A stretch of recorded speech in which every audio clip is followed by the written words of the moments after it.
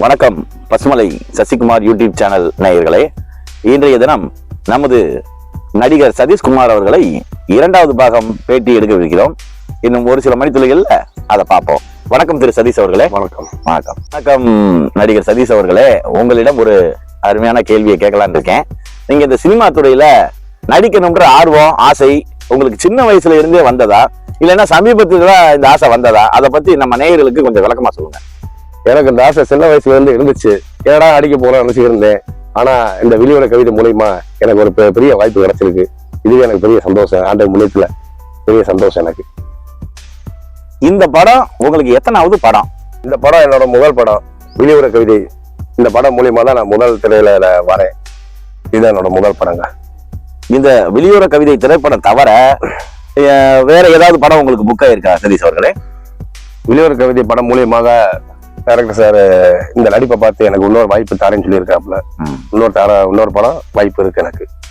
இப்போ வந்து சதீஷ் அவர்களே, நடிகர்கள் வந்து எந்த கேரக்டர் நீங்க நடிக்கிறீங்க அப்படின்னு கேட்டா சில பேர் வந்து பாத்தீங்கன்னா, ஒரு எடுத்துக்காட்டுக்கு சொல்றேன், மீச கேரக்டர், தாடி கேரக்டர், இந்த மாதிரி தனக்கு பிடித்தமான கேரக்டர்கள் வந்தா நான் பண்ணுவேன் அப்படின்லாம் இருக்காங்க. நீங்க எந்த மாதிரியான கேரக்டர் கொடுத்தா நீங்க பண்ணுவீங்க? அதை பத்தி கொஞ்சம் சொல்லுங்க. எனக்கு எந்த ரோல் கொடுத்தாலும் நான் நடிக்க தயாரா இருக்கேன். ஆனா இயக்குனர் சார் நம்ம கல்லு மாதிரி, ஆனா சிற்ப மாதிரி செதுக்கிறது எங்களோட கையில இருக்கு. ஆனா கண்டிப்பா எந்த ரோல் கொடுத்தாலும் எனக்கு அற்புதமான வார்த்தை. ஓகே, அருமை. கண்டிப்பா எந்த ரோல் கொடுத்தாலும் நடிக்கிறதுக்கு தயாரா இருக்கேன். இப்போ வந்து நீங்க முதல்ல கேமரா முன்னாடி நின்று இருப்பீங்க. ஆமா. அப்ப முதல்ல கேமரா முன்னாடி போகும்போது யாரா இருந்தாலும் ஒரு ஃபீல் இருக்கும். உங்களுடைய ஃபீல் எப்படி இருந்தது? அப்ப என்ன அனுபவம் கிடைச்சது மக்கள்கிட்ட ஷேர் பண்ணிக்கங்க. இதுக்கு பிறகு இதுல கூட நடிச்சதே கிடையாது. நடிக்கிற வாய்ப்பு எனக்கு கிடைச்சதில்ல. ஏன்னா முத ஸ்கிரீன்ல போய் பாட்டு போய் எவ்வளவு பழக்கம் வந்துருச்சு. என்னடா முத ஸ்கிரீன்ல வர எனக்கு இதெல்லாம் பழக்கமே கிடையாது. ஏன்னா முன்ன கூட விஷயம் தெரியாது. நடிச்சது கொஞ்சம் கேஷுவலா பண்ணலாம். முதல்ல ஸ்கிரீன்ல நிப்பாட்டிட்டு இந்த ரோல் பண்ணுங்க வைக்கிறப்ப ஒரு பழக்கம் ஆயிடுச்சு. என்னடா பண்ண போறேன், என்னடா பண்ண போற ஒரு பயம் வந்துருச்சு. எல்லாருமே டைரக்டர் சார் சொன்னாங்க, ஒன்னும் பயப்பட, சும்மா கேஷுவலா பண்ணுங்க வைங்க. எல்லாரும் கொஞ்சம் கூட இருந்தாங்க, எல்லாருமே கொஞ்சம் ஒத்துழைப்பு பண்ணாங்க கொடுத்து இந்த மாதிரி சும்மா கேஷுவலா பண்ணுங்க, ஏன் இது பண்றீங்க, டென்ஷன் ஆகிறீங்க, இந்த ஒரு ரோல் பண்ணிட்டீங்கன்னா அடுத்து நீங்க எப்பயும் உங்களை கேஷுவலா நீங்க பண்ண ஆரம்பிச்சிருவீங்க அப்படின்னு சப்போர்ட் பண்ணாங்க. சரி ஓகே சார், நடிச்சு பாக்குறேன். அந்த நடிக்கும் போது அந்த விஷயத்துமே அந்த பலத்தை எல்லாத்தையுமே தள்ளி வச்சிட்டேன். எனக்கு அந்த விஷயம் வரல. அந்த உண்மையில நேச்சுரலா நடிக்கிற மாதிரியே இந்த சீன்ல வந்து இப்படி பண்ணுங்க செய்யும்போ டென்ஷன் கோவப்படுறது வைக்கிறது இந்த மாதிரி அடிக்கும் போது அது கேஷுவலா நீங்க பண்ணுங்க, நார்மலா பண்ற மாதிரி பண்ணுங்க. அந்த சான்ஸ் சூப்பரா நடிக்க வச்சாங்க. சூப்பர், நல்லா பதில் சொன்னீங்க. மக்கள் வந்து உங்களுடைய இந்த பதில்ல ஒரு பணிவும் அதோட நம்மளுடைய உயர்வு காரணமாக நன்றி விசுவாசமும் உங்களுடைய அந்த பேச்சுல தெரியுது. அது நேயர்கள் பார்த்துட்டு இருக்காங்க. மென்மேலும் இதே மாதிரி நீங்க வளரும். எவ்வளவு உயர போனாலும் நான் என்ற அகதியும் வரக்கூடாது, நம்மை முன்னேற்ற உதவி பண்ணவங்களையும் மறக்க கூடாது. அதுதான் வந்து சினிமா துறையில ரொம்ப முக்கியமான ஒரு விஷயம். நன்றி. Okay sir. நேயர்களே, இப்ப நம்ம கூட நடிகர் வந்திருக்காரு. நான் அறிமுகமான ஆளு உங்களுக்கு தெரியும். ஆனா இன்னொரு நண்பர் வந்திருக்காரு. அவரை பத்தி இன்னும் தங்க செந்தில்குமாரும் நடிகரும் பேசவே இல்லையே நீங்க நினைக்க வேணாம். இப்ப அவரை பத்தி அவரே அறிமுகப்படுத்துவாரு, கொஞ்சம் பாத்துக்குங்க. சொல்லுங்க நண்பர். வணக்கம் நண்பர். நல்லா இருக்கேன். உங்களை பத்தி நம்ம பசுமலை சசிகுமார் நேயர்களுக்கு நீங்க கொஞ்சம் அறிமுகப்படுத்தி. சதீஷ் வந்து எனக்கு ரொம்ப காலமா பழக்கம், ஒரு நண்பர். நம்ம பசுமலை சசிகுமார் அவர் யூடியூப்பை பார்த்தேன். அப்ப பார்க்கும்போது சேனல்ல அவர் வந்தாப்புல நேரா போய் மீட் பண்ணி பேசினப்போ உங்க அதெல்லாம் பாத்துக்கிட்டப்ப எனக்கு ஒரு இன்ட்ரெஸ்டா இருந்துச்சு. சரி நீங்க ஷூட்டிங் போகும்பா வாங்கப்பா அப்படின்னு கூட்டாப்ல என்னைய. அதான் நீங்க வந்து நண்பரோட கலந்துக்கிட்டேன். அற்புதம். அதாவது நண்பருடைய திறமையை நீங்க பாராட்டும் வகையில அவரோட பேட்டியில இருந்தா இன்னும் கொஞ்சம் சிறப்பா இருக்கும்னு நினைச்சு வந்திருக்கீங்க. ஒரு அற்புதமான அவரை ஊக்கப்படுத்தும் விதமா பண்ணியிருக்காரு நேயர் அவர்களே. சதீஷ் வந்து உங்களுக்கு எத்தனை கால வருஷம் நண்பர்? அது எனக்கு ஒரு 4 வருஷம் பழக்கம். பழைய ஸ்கூல் மேட்டு. அதுக்கப்புறம் நான் வந்து வேலைக்குள்ள ஒர்க் ஷாப்ல வந்து பார்க்கும்போது அப்படியே பழக்கம் ஆயிடுச்சு எனக்கு. இப்ப நீங்க ஒரு துறைமுக பொறுப்பு வைக்கிறீங்க. நண்பருக்காக வேண்டி இந்த யூடியூப் சேனலுக்காக வேண்டி அவ்வளவு தூரம் வந்து நீங்க வந்திருக்கீங்க. அதை பத்தி கொஞ்சம் சொல்லுங்க. கண்டிப்பா வந்து அதாவது ஒரு சேனல் அவர் வர்றதே அவர் ஒரு பெரிய விஷயம். ஏன்னா ஒரு நண்பர் அது இந்த மாதிரி ஒரு சேனல்ல வரப்ப வந்து எனக்கு ஒரு அதிசயமா இருந்துச்சு அதை பாக்குறதுக்கு. சரி நானும் இதுல வந்து கலந்துக்கிறதுக்கு கொஞ்சம் ஆசையா இருந்துச்சு. இன்னைக்கு தான் நண்பரோட வந்திருக்கேன். இன்னைக்கு அவருடைய அந்த ஆசையும் நிறைவேறியது. நண்பரை ஊக்கப்படுத்தும் விதமா வந்திருக்காரு நேயர் அவர்களே. நண்பர் சதீஷ் அவர்களே, இப்போ வந்து நீங்க ஆட்டோ தொழில் பண்றீங்க. இந்த தொழில் வந்து நீங்க மெக்கானிக்கா இருக்கீங்க. அதுல அதுவும் மெக்கானிக் தொழில்ன்றது ரொம்ப பிஸியான தொழில். அவங்க பூரா டிரைவர்ஸ் அந்த கிடைக்கிற நேரத்துல வந்து உங்களை பார்த்து சரி பண்ணிட்டு ஓடணும்னு நினைப்பாங்க. உங்க செட்ல எப்பயுமே ஒரு 20 பேரோ 50 பேரோ இருந்துகிட்டே தான் இருப்பாங்க. நான் நிறைய முறை பார்த்திருக்கேன். அப்படிப்பட்ட ஒரு தொழில இருந்து நீங்க வந்து இப்படி சினிமா துறைக்கு எப்படி போனீங்க, அதுக்கெல்லாம் எப்படி உங்களுக்கு சந்தர்ப்பங்கள் கிடைச்சது, அமைச்சு கொடுத்தது யாரு அப்படிங்கறத நம்ம நேயர்கள் சொல்லுவோம். எனக்கு இந்த சின்ன வயசுல இருந்து இந்த ஆசை தான், நான் போகணுன்ற ஆசை. எனக்கு இந்த டைம் கிடைக்கல, இந்த சார் மூலியமா வந்த வாய்ப்பு தான். சரி இந்த ஒத்துழைப்பு வந்து இல்லை நம்ம ஆட்டோ நண்பர் எல்லாத்தையும் சொல்லிட்டு கொஞ்சம் பிஸியா தான் இருப்பேன் எப்பயுமே. வேலை நம்ம எப்பயுமே ஒரு 10 சுத்தியே இருப்பாங்க. நம்ம இருந்து போறதுக்குலாம் வேலை கிடையாது, வாய்ப்பு இல்ல. ஆமா, ஒரு சான்ஸ் கிடைச்சிச்சு. சரி கஷ்டப்பட எல்லாத்தையும் சொல்லிட்டு சரி போயிட்டு வாங்க, நல்லா பண்ணிட்டு வாங்க சொல்லி எனக்கு எல்லாருமே கொஞ்சம் ஒத்துழைப்பு கொடுத்தாங்க. ஒத்துழைப்பு கொடுத்து ஒரு ரோல் நடிச்சிட்டு வந்து அதுல இருந்து அதை யூடியூப்ல எல்லாம் பார்த்த எல்லாருமே வந்து பரவாயில்ல, நல்லா ரோல் பண்ணிருக்கீங்க, நல்லா வச்சிருக்கீங்க, இந்த மாதிரி பண்ணுங்க. நம்ம நண்பர் ஒருத்தர் வந்து சினிமா துறைக்கு போறாருன்னு நான் அன்னைக்கு வந்தப்பே தெரிஞ்சுக்கிட்டேன். எல்லாருமே பரபரப்பா இருந்தாங்க, அவங்க நல்லா வாழ்த்துனாங்க, அடுத்து எல்லாம் பேசினாங்க. சரி இதுல அப்படியே கொஞ்சம் படிப்படியா வாழ்த்துக்கள் வளருவீங்க. கூட இருந்த எல்லாருமே வண்டிக்காரங்க வேலைக்கு வரங்க எல்லாருமே வந்து சொன்னாங்க இப்ப அருமையான வாய்ப்புங்க, தவற விட்டுறாங்க. கொஞ்சம் மேன்மேலும் போறதுக்கு என்னோட வாழ்க்கை இறைவனுடைய அனுகிரகத்தாலும் அது எல்லாரும் ஆசீர்வாதத்தாலும் நீங்க மென்மேலும் வளருவீங்க. வாழ்த்துக்கள், உண்மையிலே வாழ்த்துக்கள். அதாவது நம்ம சுத்தி இருக்க சூழ்நிலைகள் தான் நம்மளை வந்து பெரிய ஆளாக்குறதுக்கு சந்தர்ப்பத்தை கொடுப்பது. கண்டிப்பா இந்த இயற்கையும் இயற்கை இருக்கக்கூடிய இந்த நண்பர்களும் நம்மளை சூழ்ந்தவர்களும் நம்மளுடைய உயர்வை அவங்க வந்து சப்போர்ட் பண்ணாதான் நம்ம ஈஸியா வர முடியும். கண்டிப்பா கண்டிப்பா. அதனால இறைவன் நல்ல ஒரு அமைப்பு கொடுத்திருக்காரு.